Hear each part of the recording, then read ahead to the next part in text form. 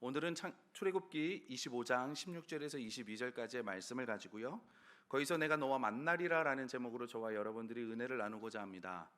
여러분 전북 김제에 있는 기역자 교회라고 들어보셨습니까? 기역자 교회.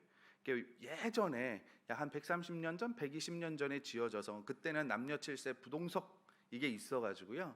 기역자 모양이 돼서 기역자 끝에는 목사님이 계시고 한쪽에는 여성분이 한쪽에는 남자가 이렇게 앉아 있어가지고 기역자로 이렇게 특별하게 지은 교회입니다.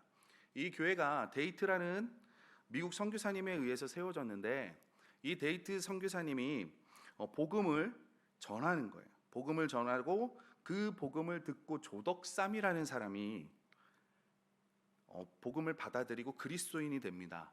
이 조덕삼은 뭐냐면 그 당시에 그 김제의 가장 최고의 갑부예요. 그래서 김제 땅을 밟으면 이 조덕삼의 땅을 밟지 않고는 지나갈 수 없다라고 할 정도로 이 김제에는 조덕삼 땅이 굉장히 많았습니다. 그만큼 거부죠. 그리고 이 조덕삼은 예수를 믿고 자기 집의 사랑채에서 이제 교회를 시작을 하게 되고 거기서 예배를 드리다가 은혜를 받고 자기 땅에 예배당을 지어서 하나님 앞에 봉헌을 하게 됩니다.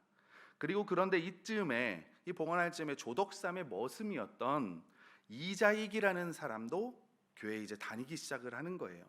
그리고 금산교회가 이제 세례 교인이 30명 이상이 되다 보니까 이제 그 교회의 영수, 그러니까 장로님을 뽑는 투표를 하기 시작을 합니다. 그런데 두 사람이 최종적으로 남았는데 누구 남았냐면 조덕삼과 이자익 두 명이 남은 거예요. 그래서 온 성도들이 투표를 했는데 딱 투표 결과를 보니까 놀랍게도 조덕삼이 떨어지고 이자익이라는 사람이 장로로 피택이 된 겁니다. 이게 발표가 딱 끝난 다음에 교회가 술렁이기 시작을 해요. 왜냐하면 교회 대부분의 거의 다라고 봐도 됩니다. 많은 사람들이 이 조덕삼이 운영하고 있고 조덕삼이 관리하는 모든 것에서 일을 하고 있었기 때문에 그래요. 그런데 그 나의 지주였고 나의 쉽게 요즘 말로 하면 사장님이었고 회장님이었던 조덕삼이 떨어진 거예요. 그러니까 교회가 술렁술렁이기 시작을 한 겁니다. 그럴 때 조덕삼이 일어나서 말을 해요. 우리 금산교회는 참으로 훌륭한 일을 해냈습니다. 저희 집에서 일하고 있는 이자익 영수 장로는 저보다 신앙의 열의가 대단한 사람입니다. 참으로 감사합니다. 나는 하나님의 뜻을 겸허히 받아들여 이자익 장로를 잘 받들고 더욱 교회를 잘 섬기겠습니다. 조덕삼은 이처럼 자신의 머슴이었던 이자익이 먼저 장로가 되었지만 그것을 기꺼이 받아들이고 교회에 헌신을 합니다. 후에 이 조덕삼이라는 사람이 장로로 피택이 돼서 이제 장로님이 된 거예요.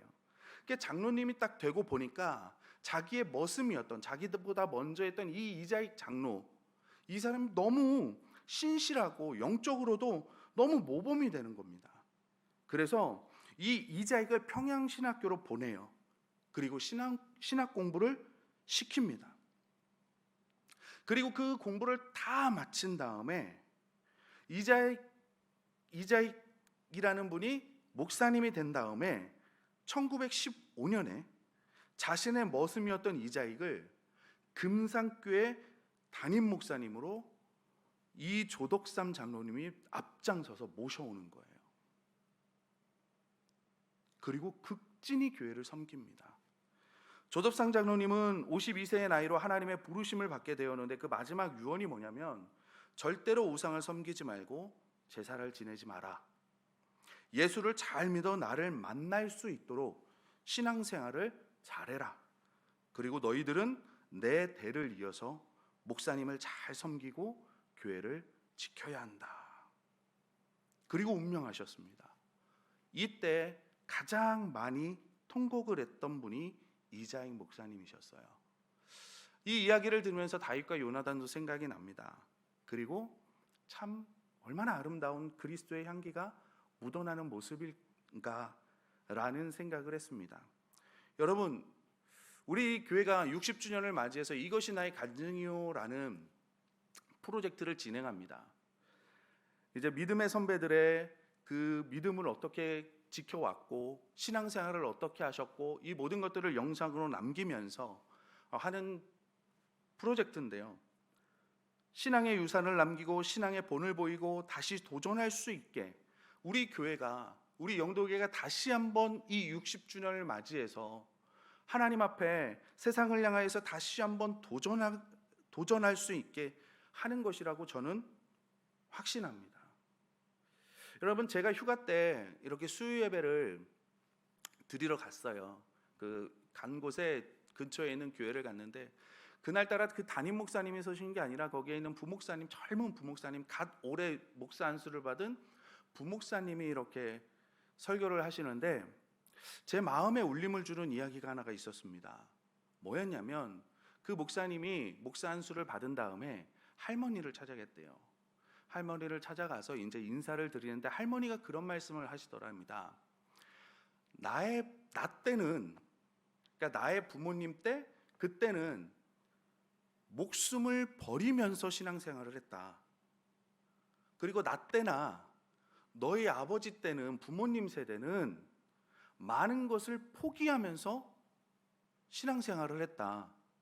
이제 네가 목사가 되었는데, 목사님이 되었는데 너는 하나님 앞에 무엇을 드리면서 신앙생활을 할 거냐? 라고 말을 했다는 거예요. 근데 그게 저한테 하는 말씀 같더라고요. 나는 하나님 앞에 드리는 것이 무엇이 있을까? 내가 하나님 앞에 헌신하는 것이 무엇이 있을까?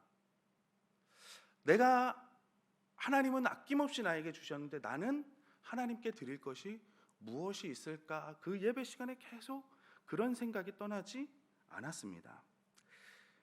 여러분, 우리가 잘 알고 있는 손흥민 선수, 세계적으로 유명한 한국 축구 선수잖아요. 그가 유명하게 된 이유는 축구 실력도 있지만 또 하나는 뭐냐면, 손흥민 선수의 아버지가 어릴 때 이 손흥민 선수를 철저하고 혹독하게 훈련을 시킨 일화들로도 굉장히 유명합니다. 그래서 그 모든 것을 통해서 이 손흥민 아버지도 굉장히 유명세를 타고 많은 후학들을, 또 축구 선수들을 키우는 그런 훈련들을 하는 것을 보게 됩니다. 그리고 요즘 야구계에 여러분 흥미가 있을지 모르겠지만 요즘 주목받는 선수가 있습니다. 메이저리그에서, 미국 메이저리그에서 오타니 쇼헤이라는 일본 선수예요. 근데 이 선수가 실력이 정말 대단해요. 실력이 정말 대단하고 정말 야구도 잘합니다. 그런데 이 선수가 야구를 정말 잘해서 유명한데, 그거 외에도 또 하나 뭐가 유명하냐면 철저하고 혹독한 훈련을 지속해 왔다는 것으로도 유명합니다. 보이십니까? 이게 뭐냐면, 그 모타니 쇼헤이가 고등학교 1학년 때 자기의 목표를 딱 정한 거예요. 근데 이 쇼헤이가 메이저리그에서 주목을 받게 된 것 중에 하나가 뭐냐면, 훈련을 한 건지 경기 중인지는 모르겠습니다. 이렇게 경기장에서 벤치로 걸어가는 그 중간에 쓰레기가 하나 딱 놓여져 있는 거예요. 벤치 앞쪽에. 많은 선수들은 그냥 지나쳤습니다. 그런데 이 쇼헤이라는 선수는 그것을 집어서 주머니에 넣어가지고 벤치로 들어가는 거예요. 근데 그게 카메라에 딱 찍혔습니다.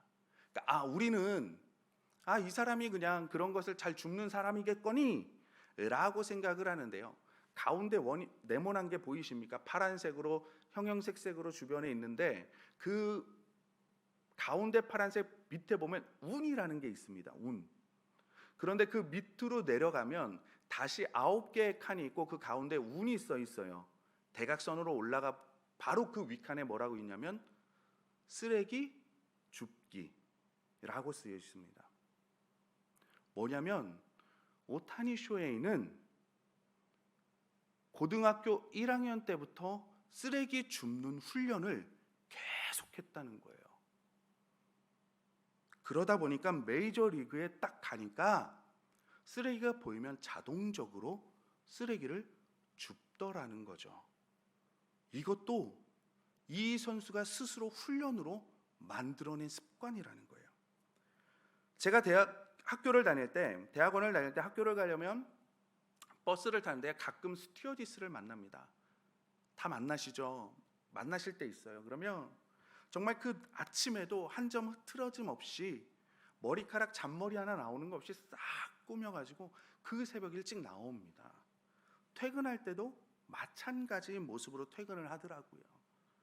그래서 어떤 교회에서는 이 스튜디오스를 초빙해서 교회 안내위원들을 훈련시키기도 합니다. 왜냐하면 사람을 응대하는 것에 있어서 스튜디오스는 철저한 훈련을 받기 때문이에요. 그 노하우를 전수받자는 거죠.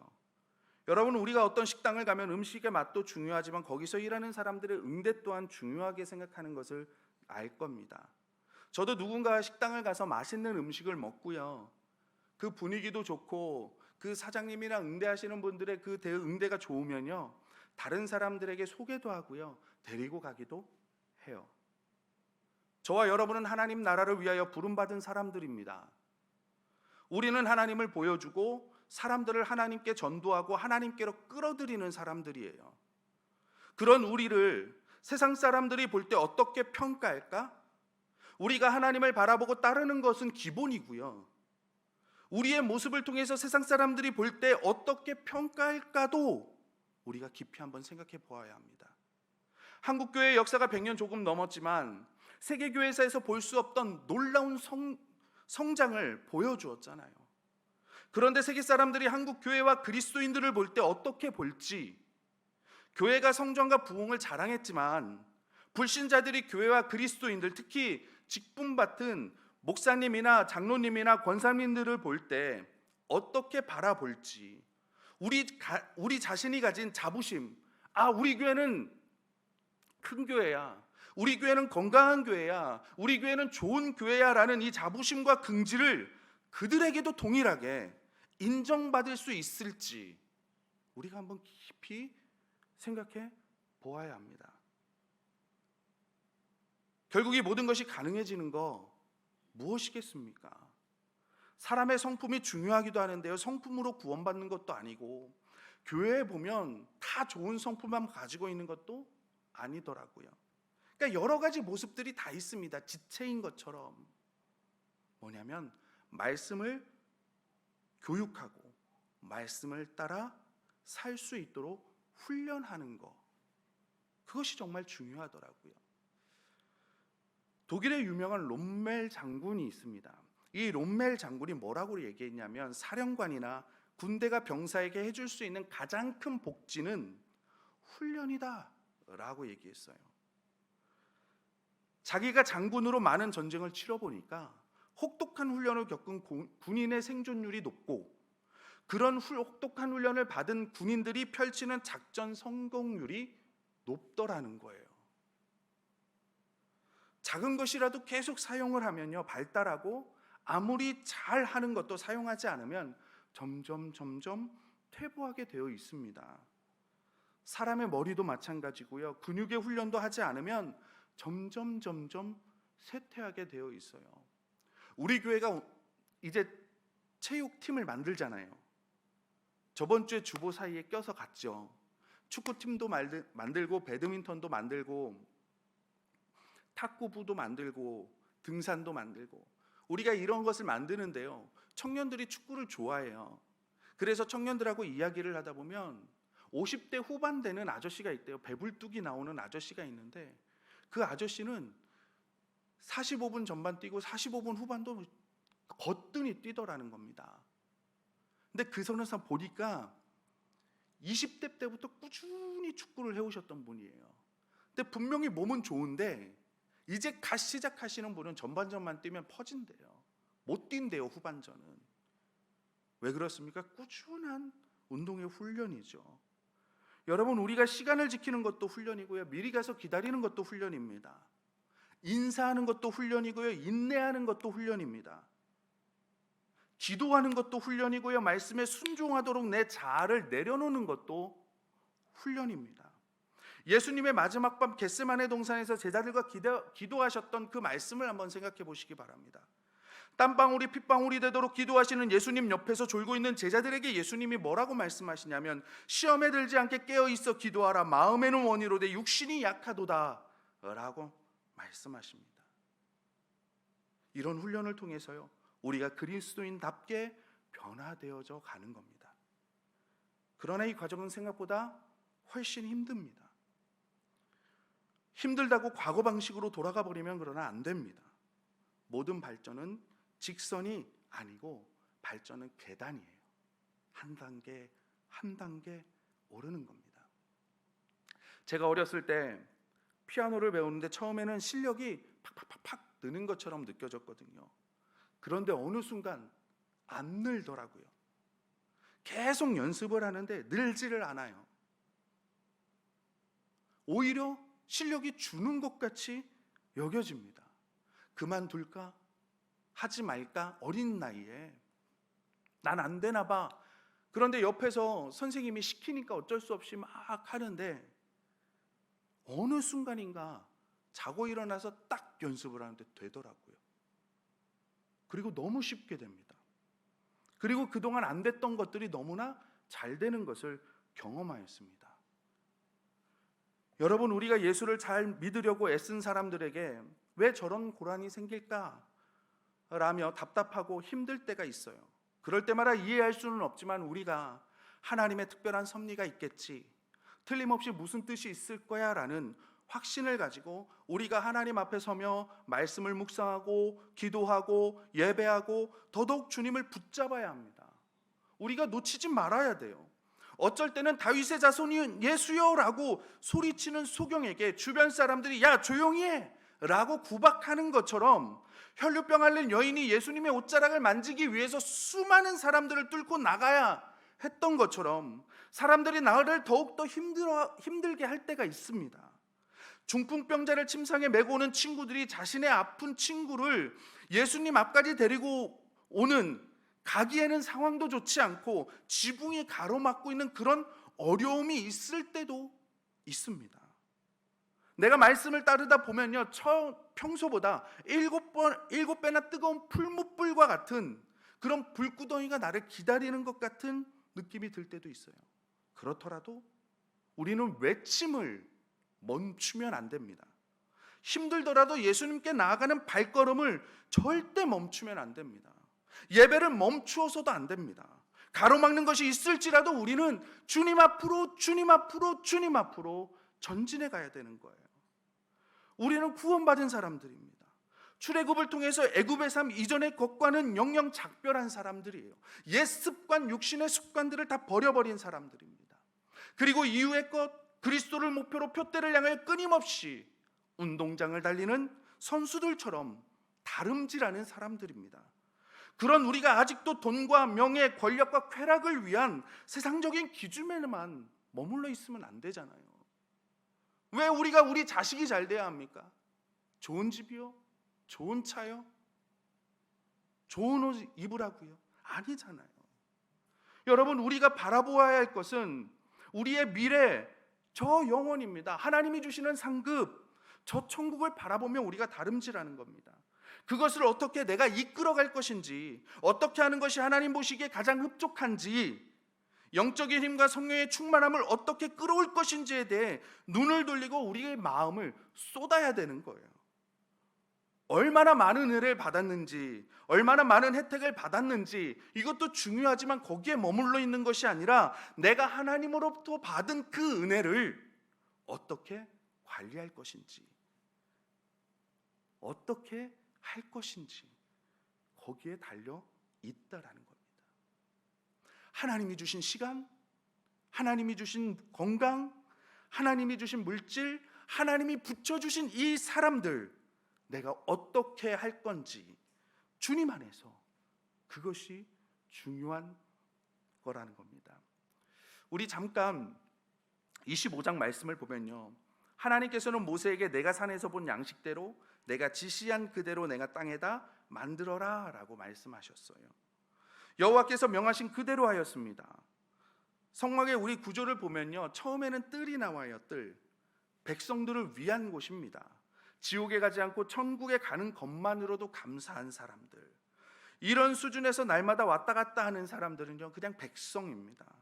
누군가 도와주어야 내가 살고요, 누군가 나를 챙겨주지 않으면 비틀비틀거리는 사람들, 그들의 최대의 관심사는 뭐냐면 천국에 가는 일, 죄에 대한 형벌을 면제받고 죄사함 받는 일, 거기에만 머물러 있는 거예요. 그런데 조금 더 들어가는 사람들은 성소가 나오죠. 성소에 들어갈 수 있는 사람들은 제사장들입니다. 제사장들은 뜰에 있는 번제단 물두멍에서 죄의 문제를 해결하고 내 문제를 해결하는 사람들이에요. 나를 내려놓은 사람들입니다. 남을 나보다 낮게 여기고요, 섬기고 하나님의 말씀에 복종하는 사람들이에요. 예수 그리스도를 경험하고 성령의 도우심과 인도하심을 경험하는 사람들이에요. 하나님을 예배하고 찬양하며 섬기는 것이 무엇인지 깊이 경험하는 사람들, 이 사람들이 제사장들이라는 겁니다. 성소에 들어가서 하나님과 더 깊이 만나면 공급과 체험을 받고, 나도 이제 누군가를 섬겨야지 라고 생각으로 제사장으로서 사는 사람들이 되는 겁니다. 다른 사람들의 허물을 내가 품어주고요, 성질 급한 사람도 내가 받아주고요, 그리고 나를 화나게 하고 격동케 하는 사람들도 내가 다독이면서 섬기고 제사장의 삶을 사는 특별한 기쁨이 있는 사람들인 거예요. 제가 볼 때 기본적으로 교회 중직이나 목자, 목녀님들이 아닐까 생각이 되어집니다. 제가 목장을 맡고 있어요. 그러면서 깨닫는 것은 뭐냐면, 이제 섬김이라는 거, 섬김, 내가 누군가를 섬긴다라는 거, 가까이 섬긴다라는 거, 힘들고 어렵지만 거기서 오는 기쁨이 있다는 겁니다. 변화되어지는 것을 보면서 정말 제 마음이 기쁘고요, 그분들이 마음을 점점 여는 것을 보면서 정말 너무너무 행복합니다. 그리고 서로 고민과 어려움을 나누면서 기도하고 이 하는 것들을 통해서 채워지는 그 기쁨이 제 안에서 넘치는 것을 경험합니다. 그러니까 여러분, 우리가 목자 목녀님들을 위해서 정말 기도 많이 해주셔야 돼요. 그리고 여러분들도 목자 목녀님들이 되셔서 이런 기쁨을 누리시기를 바랍니다. 여러분, 고기도 먹어본 사람이 먹어봐요. 그것처럼 이 기쁨은요, 목자 목녀님들이 안 되면 경험할 수가 없는 기쁨입니다. 내 안에서 넘치지만 그것이 하늘에서 부어지는 기쁨이거든요. 이제 더 들어가면 지성소가 나와요. 지성소는 대제사장만 들어갈 수 있습니다. 사람들이 죄인이라고 말할지라도 대제사장은 하나님 앞에 그들을 품고 들어가는 겁니다. 남들은 모두 정치, 경제, 문화, 많은 것들이 타락한 이 나라라고 말하지만 하나님, 이 나라 버리시면 안 됩니다. 하나님, 포기할 수 없는 소중한 나라입니다. 하나님, 이 나라에 긍휼을 베풀어 주시옵소서라고 기도하며 나아가는 사람들입니다. 사람들이 교회를 향해서 손가락질할 때도요, 하나님, 교회는 살아야 됩니다. 교회가 살아야 나라가 삽니다. 교회가 살아야 이 지역이 삽니다 라고 하나님의 임재 앞에 나아가 교회를 위해 중보하는 사람들이에요. 이 사람들은 더 깊은 곳에 가서 하나님을 뵙고 더 깊은 차원에서 사람들을 섬깁니다. 뭔가 사람의 연약한 것이 보입니까? 여러분의 눈에 왜 저 사람은 저렇게 행동하지? 그런 것들이 보여집니까? 저렇게 하면 되는데 그런 것들이 보여집니까? 저 부분은 왜 저렇게 됐지? 이런 것들이 보여집니까? 기도하라는 하나님의 사인입니다. 그 사람을 위해 기도해주고 한 사람을 세우기 위해서 나를 내려놓고 헌신하는 사람들, 이 사람들이 대제사장이라는 거죠. 그런데 정말 감사한 것은 신약에서는 예수님의 십자가 사건을 통해서 휘장이 찢어졌습니다. 그래서 누구든지 지성소 안에 깊이 들어갈 수 있게 예수님이 그 문을 열어놓으셨어요. 우리는 때를 따라 돕는 은혜를 얻기 위하여 은혜의 보좌 앞에 담대히 나아갈 수 있게 되었습니다. 우리 모두에게 지성소에 들어가 하나님을 직접 섬길 수 있는 그 특권이 이제는 다 주어졌습니다. 그런데 대제사장으로서 하나님과 백성을 섬기고 있는 사람들은 여러분, 교회 안에 극소수예요. 그 차이는 뭐냐면 나를 말씀에 순종시키고 복종시키고 그 말씀으로 나를 관리하냐는 겁니다. 은혜를 동일하게 받아도요, 응답을 어떻게 하느냐, 곧 그 받은 은혜를 가지고 어떻게 관리를 하느냐, 어떻게 하느냐에 따라서 내가 지금 뜰의 수준에 있는 건지, 성소에 들어가 있는 건지, 지성소에 들어가 있는 건지, 사람들을 돌보고 있는지 다르게 됩니다. 출발은 같이 했지만 주님의 심판대에 섰을 때 보좌에 앉아 심판하는 자가 있고 다스림을 받는 자가 있다고 성경은 말씀합니다. 누가복음에 보면 너희는 나의 모든 시험 중에 항상 나와 함께한 자들인즉 내 아버지께서 나라를 내게 맡기신 것 같이 나도 너희에게 맡겨 너희로 내 나라에 있어 내 상에서 먹고 마시며 또는 보좌에 앉아 이스라엘 12지파를 다스리게 하려 하노라. 아멘. 영원한 세계에 들어갔을 때 하나님과 더불어 먹고 마시는 겸상하는 사람들이 있고 그것을 보는 사람들이 있다는 거예요. 디모데후서 4장 8절에 보면 이제후로는 나를 위하여 의의 면류관이 예배되었으므로 주 곧 의로우신 재판장이 그날에 내게 주실 것이며 내게만 아니라 주의 나타나심을 사모하는 모든 자에게도니라. 주님 앞에 섰을 때 면류관을 쓰는 사람이 있고 면류관을 쓰지 못하는 사람이 있다는 겁니다. 빌립보서 4장 3장 14절에 보면 표대를 향하여 그리스도 예수 안에서 하나님이 위에서 부르신 부름의 상을 위하여 내가 달려가도라. 주님께서 심판자로 오실 때 상을 받는 사람도 있고 상을 받지 못하는 사람도 있다라는 겁니다. 무언가 하나님으로부터 주신 공급이 있고 나름대로의 감동과 큰 열정을 가지고 섬기고 봉사하는 사람들, 그런 분들이 다 제사장들인 거예요. 여러분, 어릴 때 학생일 때 우리가 학교에서 공부를 잘하거나 아니면 공부를 좀 망친다거나 사고를 친다거나 그러면 선생님이 이렇게 부르시잖아요. 부르고 꼭 물어보시는 말씀이 있어요. 네 아버지 뭐 하시니? 라고 물어봐요. 저만 들어본 건 아니죠. 우리 그러잖아요. 네 아버지 뭐 하니? 네 아버지 뭐 하시니? 더 깊은 지성소로 가서 내가 하나님의 얼굴이지, 내가 예수님의 편지지, 나는 그리스도의 향기지, 나는 하나님의 대행자지, 이런 생각으로 사람들을 대하는 이들, 지성소를 사는 사람들입니다. 훈련되고 준비된 사람들만 쓰임 받는 거예요. 아버지의 마음을 무더운 여름에 일하는 농부가 마시는 얼음 냉수처럼 시원하게 해드리고, 하나님이 너는 나의 면류관이야, 너는 나의 영광이야, 너는 나의 찬송이야, 너는 나의 위로자야 라고 하는 그 대행자의 수준으로 나아가시기를 바랍니다. 우리가 사회에서도 성공한 사람들의 성공담을 들어보면 남다른 무언가가 있지 않습니까? 로마서 13장을 보면 낮에와 같이 단정히 행하고 방탕하거나 술 취하지 말며 음란하거나 호색하지 말며 다투거나 시기하지 말고 오직 주 예수 그리스도로 옷 입고 정욕을 위하여 육신의 일을 도모하지 말라라고 성경은 말씀합니다. 육신대로 사는 것은 관리를 하지 않고 내 육신의 본연의 충동대로 하는 삶인 거예요. 우리 교회가 새가족 6주 훈련과 삶공부의 비중을 굉장히 높이고 있습니다. 담임 목사님을 주축으로 해서 지금 계속 담임 목사님께서 계속 말씀 공부를 가르치고 계세요. 왜 그런 겁니까? 훈련인 겁니다. 교회 출석과 상공부 그리고 목장을 통해서 훈련을 시키고 계시는 거예요. 우리 성도님들의 영을 살리기 위해서입니다. 우리 성도님들이 이 세상에서 승리케 하기 위함입니다. 우리가 세상에서 살아갈 때 세상에 휩쓸리지 않고 그 세상에 속하여 살아가지만 세상에 선한 영향력을 끼치며 살 수 있도록 하기 위함이라는 거예요. 영으로서 몸의 행실을 죽이면 살리니 이라는 말씀은 영적인 원칙, 말씀의 원칙을 세워놓고 하나님의 뜻을 헤아리며 살라는 겁니다. 성경을 읽고 예배를 드리고 헌금 생활도 하고 삶 공부를 하고 목장에 속해서 나눔을 통해서 사람을 세워주고 이런 모든 것들을 통해서 나를 관리하는 겁니다. 반면 어떤 사람들은 나를 관리하는데 세상의 기준으로 관리하는 사람들이 있어요. 구약 성경에는 많은 상실자들이 있습니다. 장자권의 복을 받았고 제사장이었고 왕이었지만 그 특권을 잃어버린 사람들이 굉장히 많이 나와요. 가인이 그랬습니다. 에서가 그랬습니다.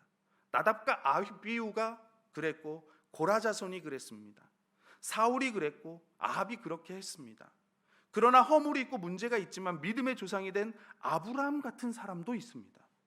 다윗을 보면 대단한 믿음을 가진 듯 보이다가도 우리아의 아내 사건을 보면 어떻게 이 사람이 이렇게 할 수 있지라는 생각이 들기도 하거든요. 그러나 하나님께서 다윗을 그토록 존귀하게 사용하신 이유를 살펴보면요, 그에게도 자기 삶의 원칙들이 있었음을 우리는 말씀을 통해 알 수 있습니다. 자기를 죽이려고 쫓아다니는 사울 왕에게 복수하지 않고 내 아버지여 내 아버지여라고 사울을 그렇게 부릅니다. 하나님께서 기름 부으신 종에 대해서 내가 어찌 마음대로 하겠느냐라고 말하면서 말씀에 자기 기준을 세워 흐트러뜨리지 않으려고 노력을 합니다. 자신의 억울함과 분노는 하나님 앞에 호소하고 주께서 세우신 종에 대해서는 최대한 자기가 할 수 있는 대로 예의를 갖춥니다. 그 정신으로 말미암아 하나님께서 그를 사용하시는 거예요. 성경의 위대한 인물들인 요셉을 보십시오. 다니엘도 보십시오. 모세, 여호수아 모두 하나님의 원칙을 따르는 삶의 원칙이 있습니다. 기준이 있습니다. 기본이 있습니다.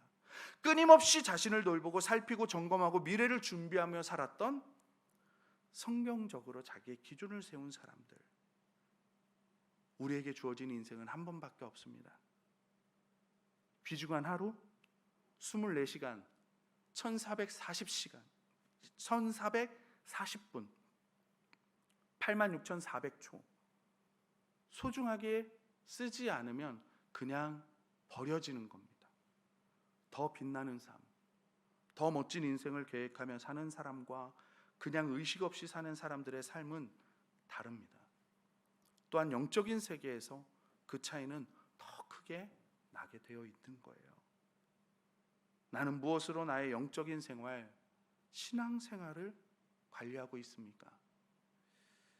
시장에서 여기는 뭐가 배추가 싸고 저기는 감자가 싸고 저기는 오이가 싸고, 성대시장에만 가면 야채 가게에 그런 분들이 얼마나 많은지 모릅니다. 싸다고 하면 그 앞에 사람들이 얼마나 많이 모이시는지 모릅니다. 한결같은 마음 아닙니까? 가게의 경제에 보탬이 되고자 하는 마음, 그렇죠? 아껴서 더 좋은 것을 가족에게 먹이고 절약해서 자식들을 위해서 더 맛난 것을 주기 위한 부모님의 마음 아닙니까? 이렇게 보면 그렇게 장을 보시는 분들은 다 종이에도 써가지고 이렇게 구매하시는 분들도 굉장히 많이 보게 됩니다. 어릴 때부터 경제관념을 키워준다, 주식을 하면 공부를 해야 한다, 계획을 세우고 좋은 강의도 많고요. 우리에게 유익한 것이 얼마나 많은지 모릅니다. 참 그런 정보들이 많아요. 그런데 영적인 것에는 무감각합니다. 이건 내 기도 생활에 방해가 되고, 이건 내가 하나님을 섬기는 것을 힘들게 하고, 왜 하나님이 나를 구원하여 주셨는지, 왜 내게 이 굳센 믿음을 주셨는지, 왜 하나님이 나에게 복음을 주셨는지, 성령님이 지금 내 마음을 왜 감동하고 계시는지, 지금 나를 화나게 하고 나를 격동시키는 이곳에 하나님께서 왜 세워두셨는지, 지금 이 어려움 가운데 나를 왜 두셨는지, 주님께서 지금 언제 오실지, 내가 그렇게 만나고 싶은 그 주님을 언제쯤 만날 수 있을까? 화나거나 힘들었거나 혹은 정말 재미있었거나 그런 일을 겪은 어린아이들이 엄마 품에 안겨서 힘들면 펑펑 울면서 엄마에게 무슨 일이 있었는지, 무슨 억울한 일이 있었는지 이르듯이, 혹은 정말 재미있었던 일을 경험한 아이들이 엄마 품에 앉아서 오늘 무슨 일이 있었는지 제잘제잘거리듯이 그렇게 주님 품에 안겨 미주알 고주알 주님께 이야기하는 그날, 그것을 상상해 보셨습니까? 그래서 오늘도 내 형편을 아시는 그 주님을, 늘 보호해 주시는 주님을 믿고 의지하고 힘든 걸음을 한 걸음 한 걸음 우리가 이 자리에 올라온 거 아니겠습니까? 저는 그렇게 확신합니다. 쉬고 싶고 눕고 싶고 TV에서 재미난 드라마도 보고 싶고 많은 것을 뿌리치고 지금 우리가 이 자리에 올라온 거, 우리가 그것을 바라보고 지금 이 자리에 선 거 아닙니까? 근데 우리의 힘으로는 안 되잖아요. 수요 저녁 예배에 오실 정도 되시는 분들은 이미 다, 이 자리에 계신 분들은 이미 다 경험해 보셨잖아요. 나의 힘이 아닌 외부에서 주어진 다른 힘이 필요함을, 사람이 아니라 예수 그리스도께서 나에게 주시는 그 힘이 필요함을, 하나님이 공급해 주시는 그 충만함이 필요함을 우리 다 살아오면서 경험해 보셨잖아요. 그것이 십자가임을 하나님께서 그렇게 우리를 지성소로 부르시는 겁니다. 거기서 내가 너를 만나겠다. 거기서 내가 만나겠다. 주님이 지금 이 시간에 우리와 만나기를 원하시는 겁니다.